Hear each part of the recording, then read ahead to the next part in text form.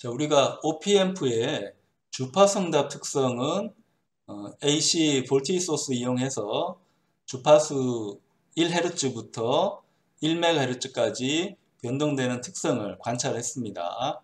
그래서 OPMP의 증폭도 특성은 증폭도의 크기, 그러니까 데시벨로 표현한 증폭도의 크기하고 각도로 표시한 증폭도의 각도로 우리가 예상을 할 수 있습니다. 그래서 이제 데시벨인 경우는 이 스케일 자체가 로그 스케일인 거고 X축이 문제인데 X축이 이제 아주 작은 값부터 큰 값까지 변하기 때문에 이걸 우리가 더 잘 보기 위해서는 이 properties에 가서 logarithmical x-axis를 이제 클릭해서 바꿔줘야 되고요. 똑같은 비율로 그 페이저도 가서 property에 가서 logarithmical x-axis를 클릭을 하면 좀 더 이제 작은 거를 더 확대해서 보고 큰 거는 축소해서 보는 그 전체를 다 조망할 수 있는 그래프를 그려줄 수가 있습니다. 근데 지금 설명한 거는 주파수에 대한 특성인 거고, 자, 이게 시간 영역으로 갈 수도 있습니다. 그러니까 그걸 위해서 세이브 에즈에서 이 OPMP 회로를 조금 바꾸도록 하겠습니다. 세이브 에즈에서 OPMP 12를 한번 만들어 봅니다. 자, 만들고, 자, 여기 이제 AC가 이제 필요가 없으니까, 그러니까 필요 없는 거는 지우도록 할게요. 지금 우리 시뮬레이션을 다 했기 때문에 필요가 이제 없어졌습니다. 자, 여기 이퀘이션도 사실 이제 필요가 없고요. AC도 필요가 없고, 전압원, 그러니까 교류 전압원도 필요 없어서 지우고, 자, 뭘로 바꾸려고 하는가 한번 보세요. 소스에 가면 우리가 위에 것만 주로 사용했는데 사실은 밑에도 소스가 많이 있습니다. 많이 있어서 이 중에서 시간응답에 사용하는 소스는 이 펄스 소스를 많이 사용을 합니다. 자, 펄스라는 거는 이제 맥박이니까 이 펄스 모양을 어떻게 정의하는가를 봐야 됩니다. 자, 지금 갖고 온 거는 볼티지 펄스를 갖고 온 겁니다. 볼티지 펄스. 그러니까 볼티지 펄스는 이제 왜 존재하는가 이렇게 한번 볼 필요가 있습니다. 자, 예를 한번 보면, 자, 교류라고 하는 건 시간적으로 이제 바뀌는 건데, 보통 이제 AC라고 하면 대부분 다 사인파입니다. 사인파. 상가함수 파를 의미하게 되거든요.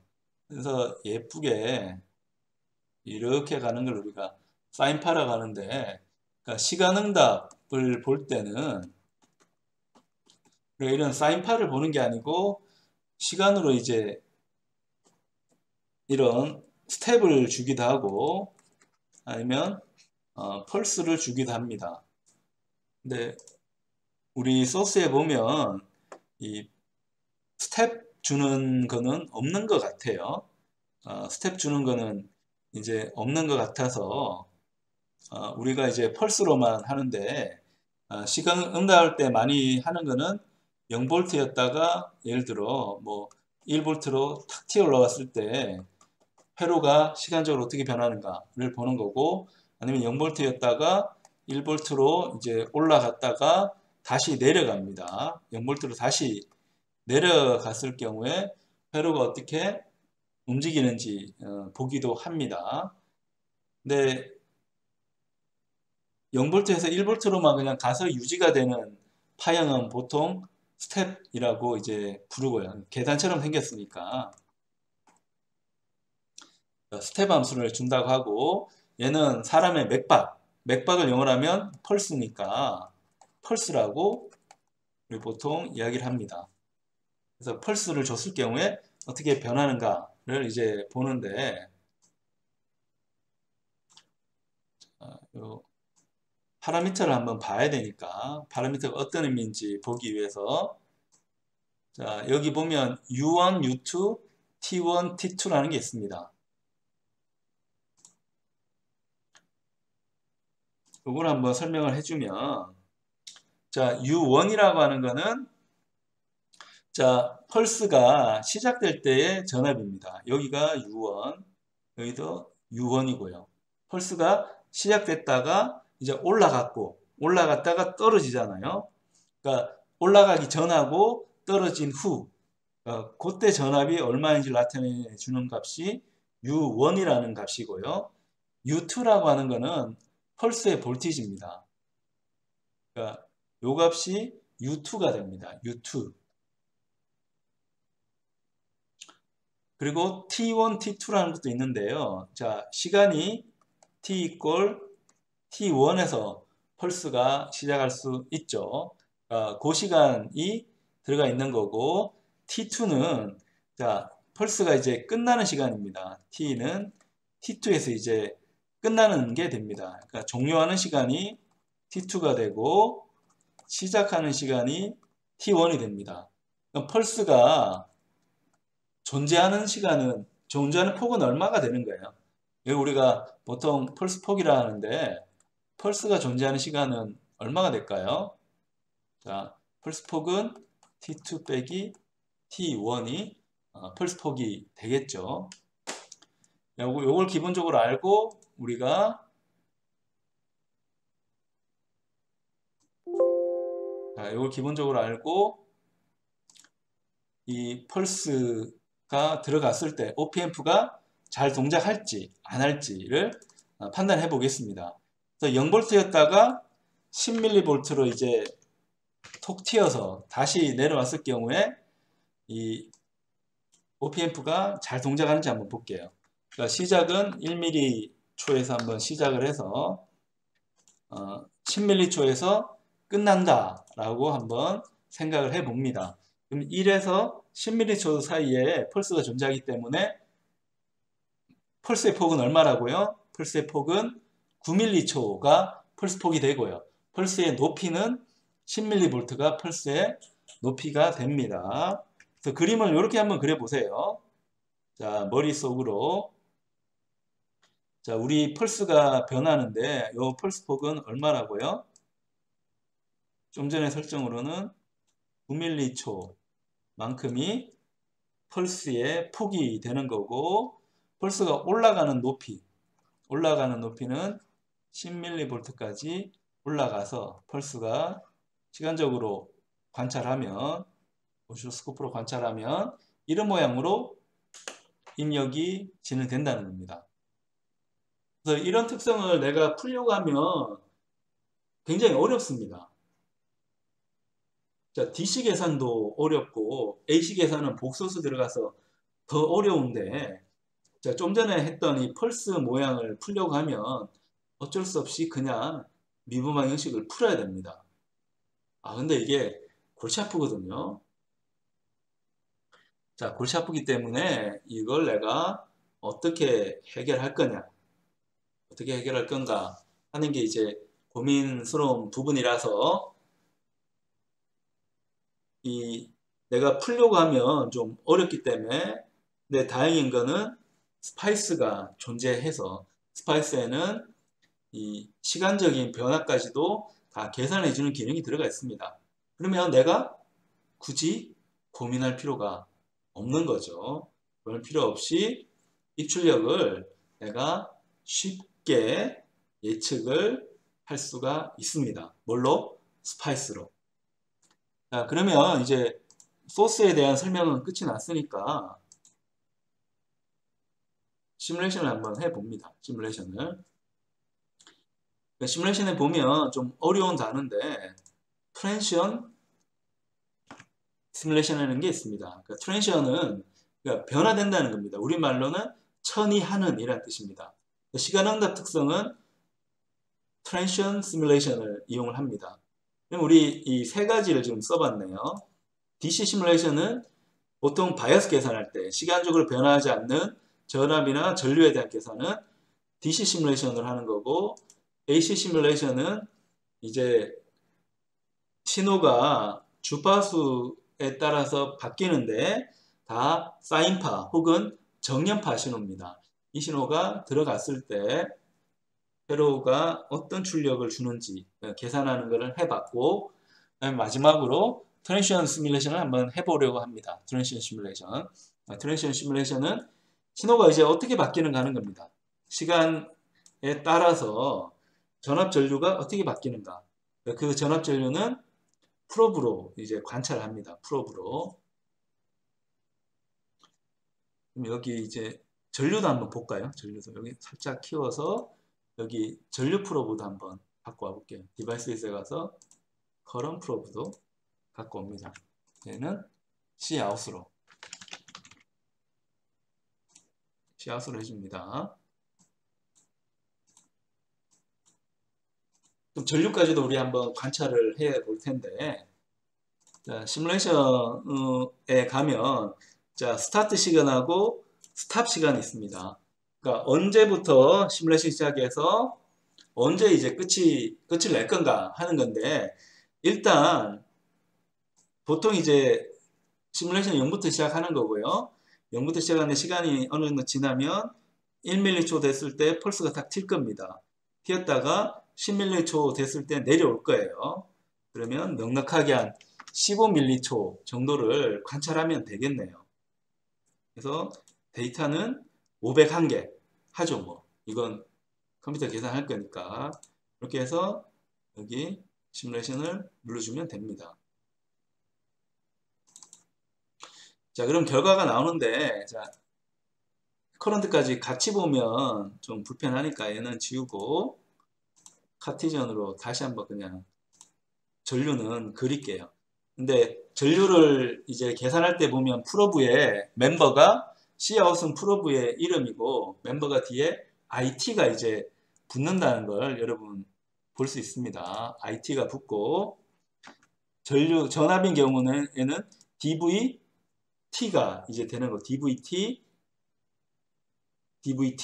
이런 식으로 붙는 거를 볼 수 있습니다. 그럼 키워서 이제 한번 보면, 자, 펄스가 이 분홍색으로 이제 입력으로 딱 들어갔습니다. 딱 들어갔는데 출력도 거의 비슷한 시간에 탁 튀어서, 근데 탁 튀었는데 점점 좀 내려오고 있습니다. 내려와서 어느 정도 이제 포화가 됐다가 밑으로 다시 떨어지는, 전류도 거기에 맞춰서 전류가 떨어지는. 펄스가 그러면 한참 가면 어떻게 될까요? 지금 펄스가 이제 10mili 초에서 딱 떨어졌으니까, 얘는 필요 없으니까 지우고, 딱 떨어졌으니까 지금 밑으로 그냥 계속 내려오는 것처럼 보이는데 이게 계속 내려올 리는 없겠죠. 계속 내려올 리는 없고, 이제 어느 정도 되면 포화가 될 거니까 이걸 약간 길게 한번 봅시다. 자, 얘는 이제 10m초 주는 거는 똑같고 10mV 주는 건 똑같고 한 30m초까지 한번 길게 펄스를 줘볼까요? 그럼 관찰하는 시간도 좀 늘어야 되겠죠. 자, 관찰하는 시간도 좀 늘어야 되니까 얘를 우리가 한 40m초까지 한번 관찰을 해볼게요. 시뮬레이션 하면 계속 이제 떨어지네요. 계속 떨어져서 아직은 이 값이 이제 안정된 상태로 안 갔네요. 그러니까 계속 이제 떨어지고 있는 거고, 그럼 더 극단적으로 100m초까지 한번 가볼까요? 100m초.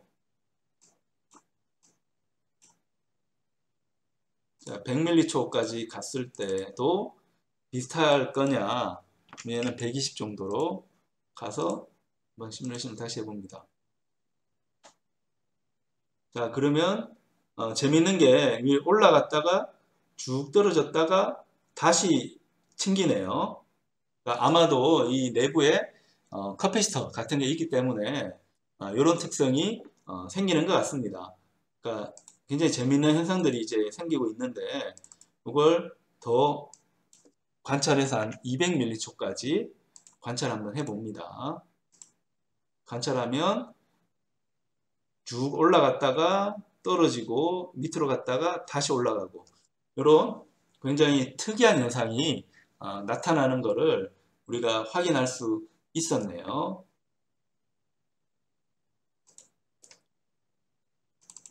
그럼 계속 더 가면 한 300까지 해서 펄스가 이제 어떻게 될지, 내가 이제 10mV를 0.3초 동안 이제 거의 준 거예요. 줬을 때 이 OPM프가 잘 동작하는지를 한번 보고 싶습니다. 그래서 500mC까지 한번 관찰해 볼까요? 포인트도 좀 더 많이 줄게요. 1001까지 한번 관찰해 봅니다. 그러면 펄스가 굉장히 재밌게 이제 이동하는 거 볼 수가 있고, 자, 이렇게 되는 이유는 이 OPM프 내부에 굉장히 큰 커패시터가 하나 들어가 있거든요. 걔 때문에 시간적으로 봤을 때는 커패시터에 충방전이 이제 일어나기 때문에 굉장히 특이하게 현상이 이제 나타나게 됩니다. 그러니까 이런 거는 우리가 손으로 계산할 수는 물론 있겠죠.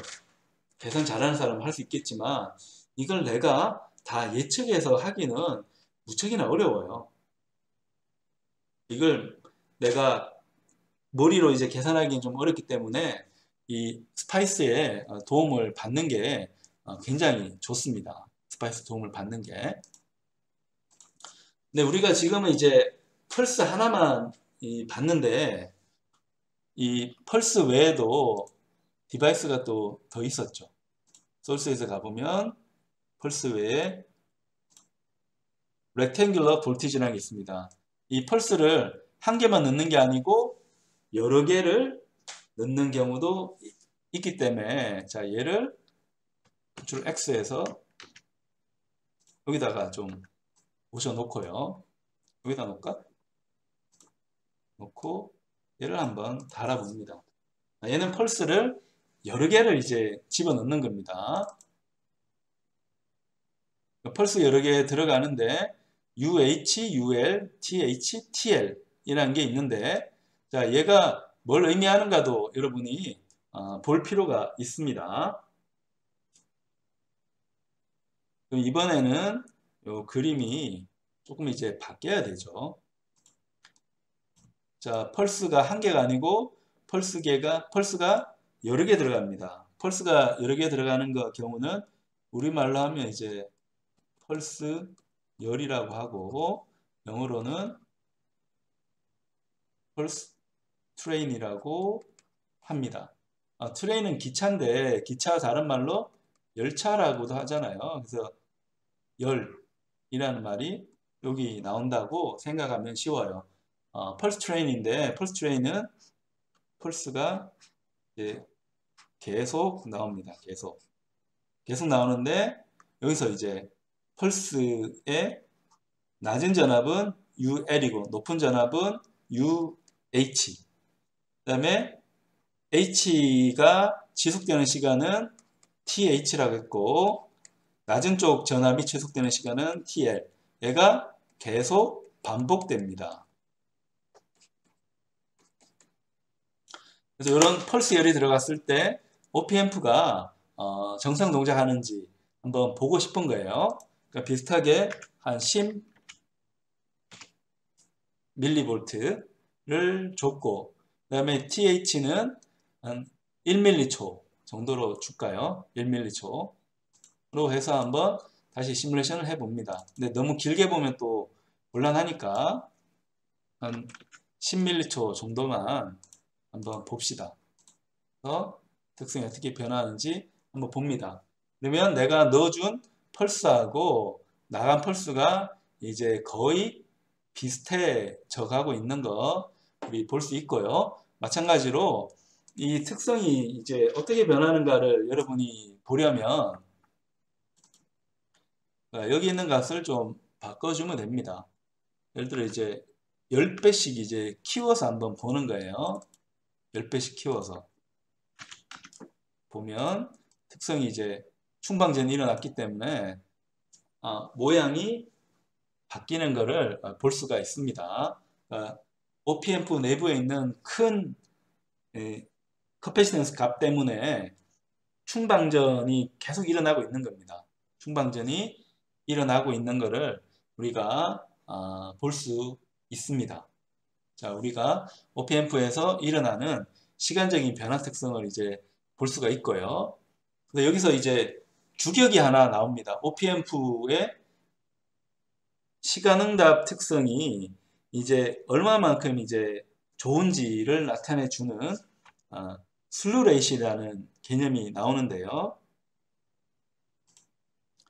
자, 내가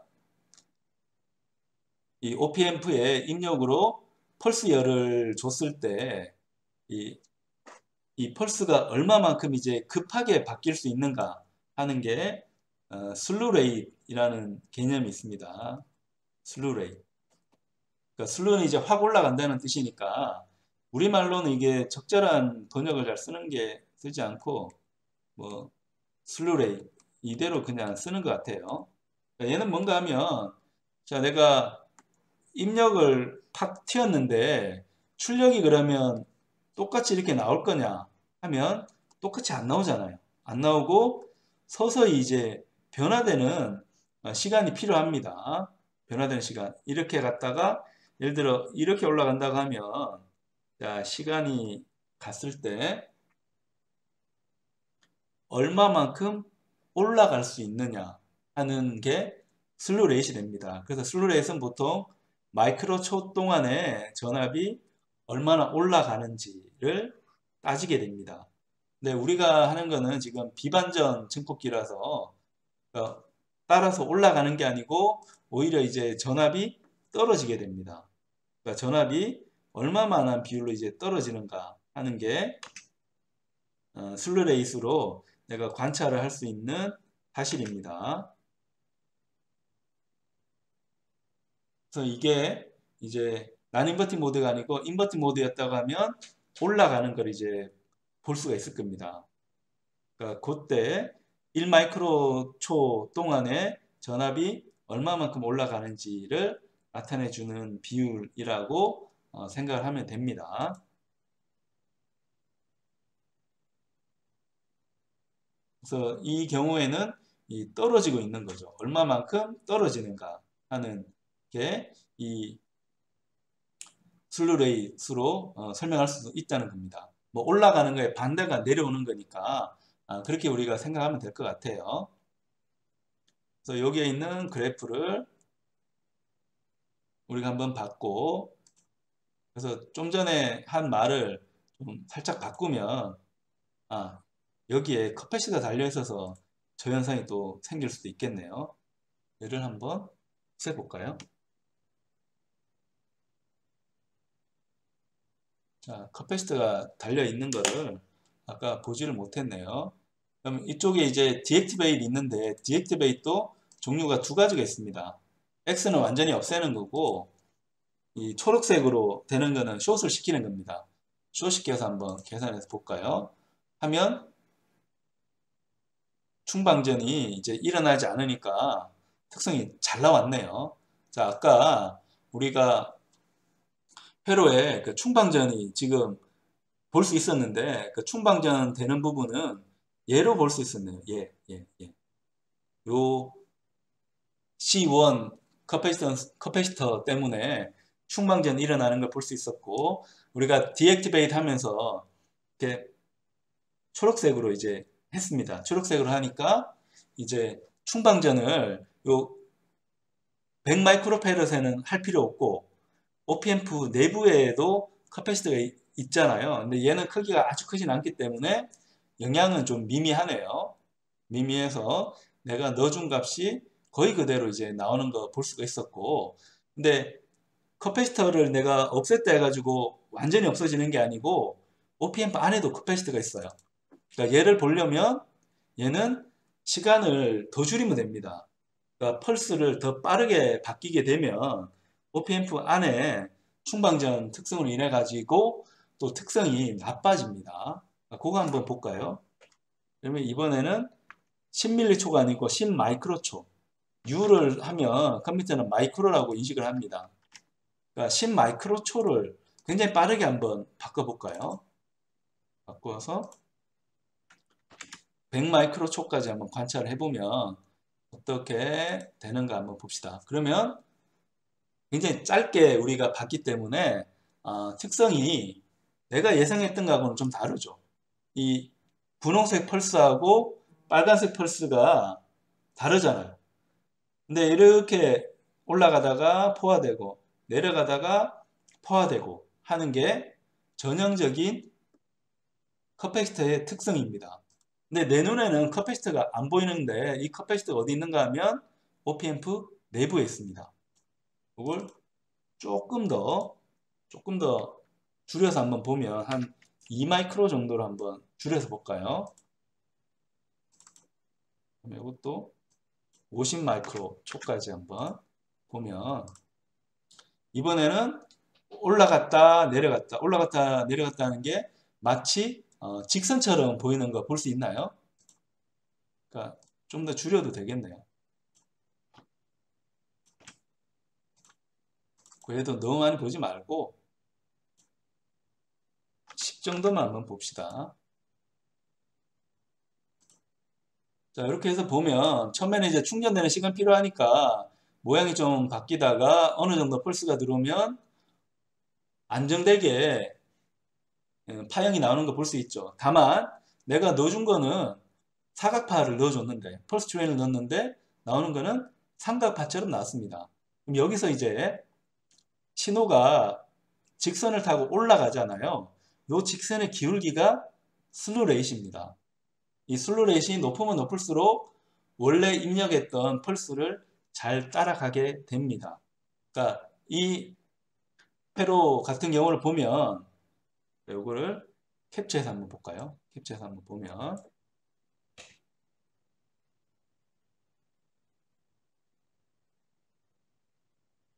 자, 얘가 이제 슬로 레이신 건데 OP앰프의 중요한 특성 중에 하나입니다.